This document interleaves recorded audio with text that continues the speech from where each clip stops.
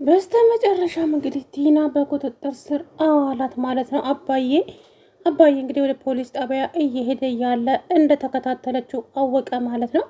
ከዛ በኋላ ለፖሊሶቹ ደውሎ የሆነች በተከታተለኝ ሰው ስላለች ቶሎ ብላችሁ በቁጥጥር ስር አውሉልኝ፣ ጠላቴ ናት ብሎ ተናገረ አባዬ። እነሱም ፈጥኖ በመድረስ እንግዲህ ተመስገን ከኋላ እየመጣ ነበረ። እሱንም ደግሞ እጁ ከፍንጅ ተያዙ ሁለቱም እንግዲህ ትሁትዬም እንደዚህ ዘና ብላ ቁጭ ብላለች። በመያዙ ግን ደስተኛ አይደለችም በፍጹም። ምክንያቱም ችግር ያመጣብኛል፣ የሆነ ነገር ያደርገኛል እያለች በጣም ፈርታለች ማለት ነው። ከዚህ በኋላ ምንም አይነት ፍራቻ አያስፈልገውም የኔ ልጅ። አሁን ጊዜው የኛ ነው። ጨዋታው ገና ጀመረ እንጂ አላለቀም። ስለዚህ ሁሉም ነገር ይቀጥላል አላት። ከዛ በጣም ደስ አላት። ግን ደግሞ አባዬ ይሄ ሰውዬ እንደዚሁ በቀላሉ ከህይወታችን ውስጥ የሚወጣ ሰው አይደለም። ስለዚህ ምን ማድረግ ነው ያለብን ስትለውም ተረጋጊ አንቺ የኔ ልጅ፣ ከዚህ በኋላ ምን የሚፈጠር ይመስልሻል? ምንም የሚፈጠር ነገር የለም።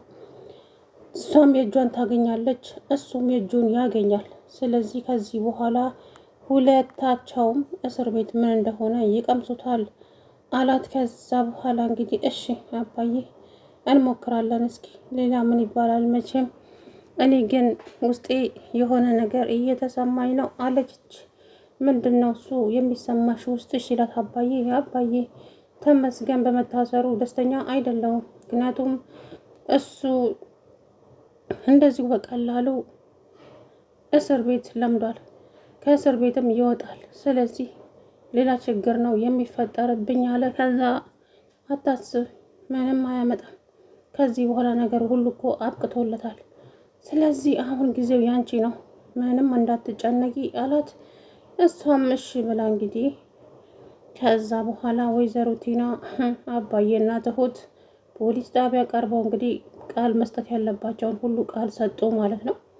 ከዛ በኋላም ምንድነው እሱ ችግራችሁ ምንድነው ሲሉም አባዬና ትሁትን ተጠየቁ። እነኚህ ሰዎች ሊያጠቁን የሚፈልጉ ጠላቶቻችን ናቸው።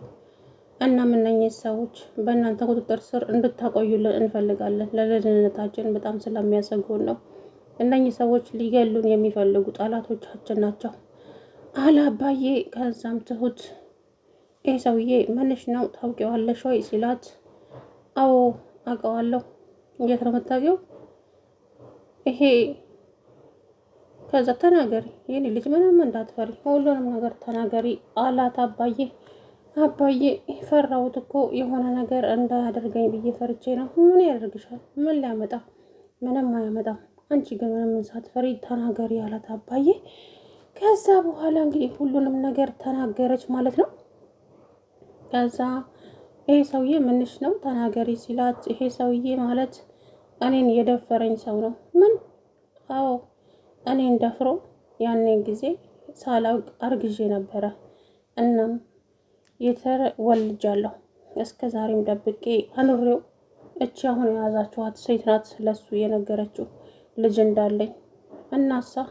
እናማ እባካችሁን ይሄ ሰውዬ እስከ ዘላለሙ ፍርዱንና ቅጣቱን ተገቢውን ቅጣት እንዲያገኝ እፈልጋለሁ አለችው። ከዛ በኋላ ቆይ እንዴት ማለት ይህ ሰውዬ በሕግ ከተያዘ እንዴት ሊወጣ ቻለ? በምን ምክንያት ከሕግ ሊያመልጥ ቻለ? በቃ ይሄው ነው። ከዛ እነሱ ቃላቸውን ሰጡ። ሌላውን ነገር ለኛ ተውልን፣ ግን ስንፈልጋችሁ ትመጣላችሁ ብለዋቸው ትሁትና አባዬ ወደ ቤት ተመለሱ ማለት ነው። እንግዲህ በጣም ነው የሚያሳዝነው ማለት ነው። ምክንያቱም ይሄ ያደረገችው ነገር ቀላል አይደለም ቲና ማለት ነው። እንግዲህ አባዬ ወደ ፖሊስ ጣቢያ እየሄደ እያለ እየተከታተለችው ነበረ ከኋላ ኋላው። ከዛ በኋላ እሷም አባዬ ዞር ብሎ ሲያት እንደምትከታተለው አወቀ። ከዛ በኋላ መከታተሉን ሲያቅ ቶሎ ብሎ አባዬ ደውሎላቸው ሁሉንም ነገር ተናገረ። ከዛ በኋላ እንግዲህ ፖሊሶቹን ቶሎ ብላችሁ እነኝን ፖሊሶች አምጡልኝ አለ አባዬ። ፖሊሶቹን መጡ። ከዛ በኋላ ምንድነው ልቀቁኝ ምናምን አለች። የት ነው የምንለቅሽ? አንቺ ምንድነው የምትፈልጊው ከእነዚህ ቤተሰቦች? እኔ ከእነዚህ ቤተሰቦች ምን እፈልጋለሁ? የምትፈልጊው ነገር ቢኖርማ ነው ይህን ሰውዬ እየተከታተልሻለሽ። ለምንድነው ሽማግሌውን የምትከታተዩ አላት። ከዛ በኋላ ምን ማድረግ አለብኝ? እሺ ምን ልሁን እንዴ? ይህ ሰውዬ እኔን በቀላሉ የሚተወኝ ሰው አይደለም። ስለዚህ እንደሆነ ነገር እንድታደርጉልኝ ብዬ ነው። ከዛ በኋላ እንግዲህ አንቺ ከእነዚህ ሰዎች ምንድን ነው የምትፈልጊው ሲላት፣ እኔ ሽማግሌው የባሌ አባት ነው። እናም ከቤት አባረውኛል። ማደሪያም የለኝም፣ የምኖርበት ቦታም የለኝም። ጎዳና ነው የምኖረው። ስለዚህማ ይህ ሽማግሌ እንደምንም ብላችሁ አግባብታችሁልኝ እዛ ቤት እንድትመልሱኝ እፈልጋለሁ አለች። ከዛም አንቺ በጣም ቀልደኛ ሴት ነሽ፣ በእውነት በጣም ትገርሚያለሽ። በምን ምክንያት ነው ከዛ ቤት ልትወጪ የቻልሽው አላት። ከዛ ቤት ልወጣ የቻልኩት ምንም አላጠፋው፣ መጠየቅ ትችላላችሁ። ከዛም አባዬ ድጋሜ ፖሊስ ጣቢያ ተጠሩና ሄዱ። ከዛም አባዬ ምን ነበረ ብለው ሲጠይቁ እች ልጅ የልጆት ሚስቶት ናት እንዴ ሲሏት፣ አዎ። እና በምን ምክንያት ነው ከቤቶት ያባረሯት? ከዛም አባዬ ሳቃሉና ምነው እሷ አልተናገረችም እንዴ ጥፋቷን? አይ እሳቸውን ጠይቁ ስላለችን ነው። ከዛ በኋላ እቺ ማለት ባለጌ መረን ሴት በትዳሯ ላይ ሌላ ትዳር የምትመሰረት ሴት ናት አላባዬ። ማለት አልገባንም ስል ፖሊሱ ልጄ ስራ ሲሄድ ወንድሜ ነው ብላ ውሽማዋን ቤት ውስጥ አምጥታ ስትባልግ ስትማግጥ የኖረች ሴት ናት። በዛ ላይ ደግሞ እኔን በሷ ቤት እኔን ፓላራይዝ አድርጋ እንደፈለገ ስትጫወትብኝና ስትደበድበኝ ነው የኖረችው። ወጥ ፊቴ ላይ እየቀባችኝ ብቻ ብዙ ነገር ስታደርገኝ የኖረች ሴት ናት። እቺ ሴት ማለት በጣም ክፉና አስመሳይ ሴት ናት። ከዛም እቺ ሰራተኛ ባትኖር ኖሮ ህይወቴ ዘንድሮ ይሄን ጊዜ በቃ አልቆልኝ ነበረ። ግን እቺ ሰራተኛ ፈጣሪ ሰጥቶኝ እሷ ካጠገቢ ባትኖር ኖሮ ይሄን ሞቼ ነበር አሉ። ከዛ በኋላ እንግዲህ አባዬ መናገር ያለባቸውን እንባ ቀራሽ ተናገሩ። ዶክተሮቹ ማነች ፖሊሶቹን በጣም አዘኑ። እንዴት ማለት ቆይ እንዴት ለምንድን ነው እንደዛ አደረግሽው? በቃ ላደረግኩት ነገር በጣም ጸጽቶኛል። ይቅርታ ጠይቄያቸዋለሁ። እነሱ ግን ይቅርታ ሊቀበሉኝ አልፈለጉም። ማለት ይሄ ሁሉ ጥፋት አጥፍተሽ ማነው አንቺን ይቅርታ የሚቀበልሽ? ማለት አታፍሪም? ያደረግሽው ነገር ቀላል ነው እንዴ? እንዴት እንደዚህ ታደርጊያለሽ? የሰው ልጅ አይደለሽም እንዴ? አንቺ የሰው ዘር አይደለሽም እንዴ? በላስሽ ላይ መድረስ የማይፈልግ ነገር ሰው ላይ ለምን ታደርሻለሽ? የኔስ አባት ብለሽ አታስቢም እንዴ ብሎ እንግዲህ ከዛ በኋላ ሁሉንም ነገር ጠየቋት። እሷም ደግሞ በቃ ተጸጽቼ ይቅርታ እኮ ብያቸዋለሁ፣ እሳቸው ግን ይቅርታ ሊቀበሉ አይፈለጉም እና ወደ ህግ ነው መሄድ የሚፈልጉት። እኔ ደግሞ በይቅርታ እንድታልፉኝ ነው የምፈልገው እባካችሁ አለች። ከዛ በኋላ ይገርማል፣ ያንቺ ይቅርታ የዚህን ሽማግሌ የተሰበረውን ስነ ልቦና ይመልሳል አይመልስም?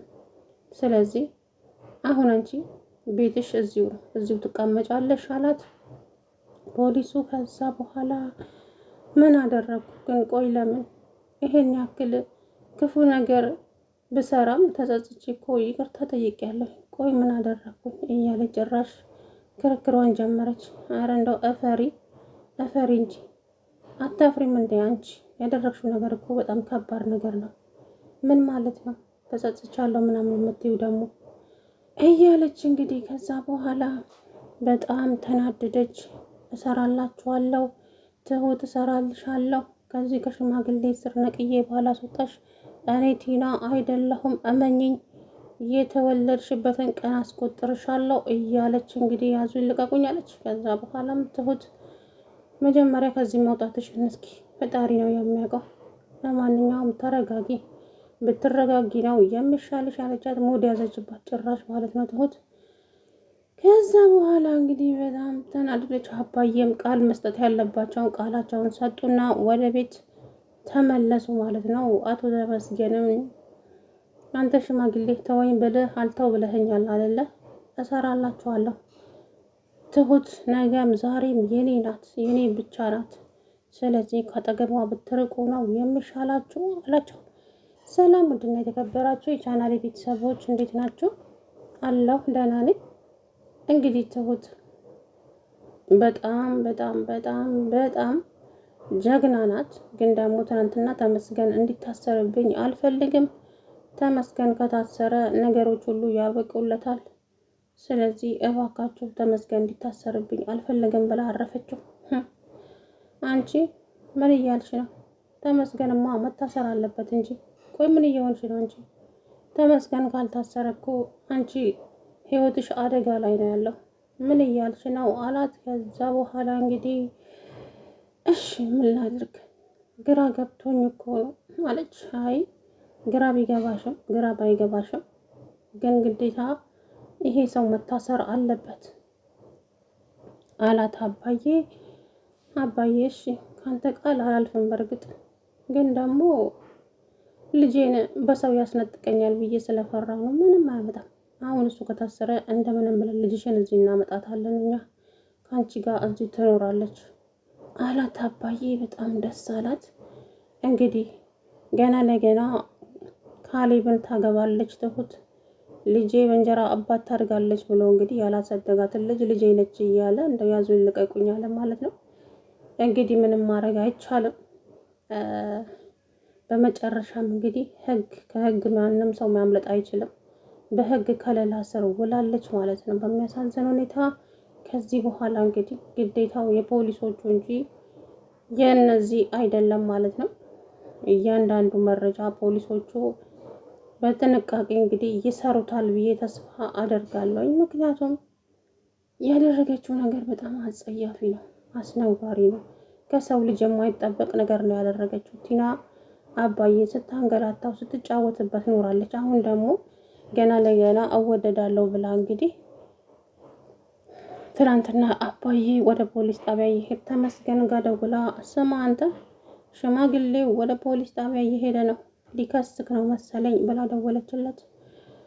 በፍጥነት የሆነ ነገር አድርገሽ አስቆሚው፣ እዛ ከሄደማ ችግር ይፈጠራል ወይኔ ተመስገን እያለ ከዛም ትሁት ጋር ደውሎ ሽማግሌውን በዚህ በ10 ደቂቃ ውስጥ ማታስቆሚ ከሆነ ሽጉጤን መሳቤ የማይቀር ነው፣ ሽጉጤን መሳቤ የማይቀር ነገር ነው አላት። ተው እንደዛማ አታደርግ፣ እሺ ደውልለታለሁ ብላ አባዬ በትደውልም አባዬ ስልኩን አላነሳላትም። ተመስገን ቲና ጋር ደወለና ስሚ ሽማግሌው ወደ ቤት የማይመለስ ከሆነ ሽጉጡን ተጠቀሚው አላት። ቦርሳሽ ውስጥ ያለውን መሳሪያ ተጠቀሚ እና አንገቱን ደፍተሽ እዛው አስቀርተሽው ነው ያላት። ከዛም ቲና ምን ብላ ደንግጣ እንግዲህ ስልኩን ዘጋችው ማለት ነው። እንግዲህ አባዬ ላይ ጉዳት ድረስ ድረስ የሚለው ነገር እንግዲህ አላውቅም። ነገር ግን እንደዚሁ በቀላሉ አባዬ እጅ አይሰጡም ብዬ ተስፋ አደርጋለሁኝ። እንግዲህ ምን አይነት ጉድ እንደሆነች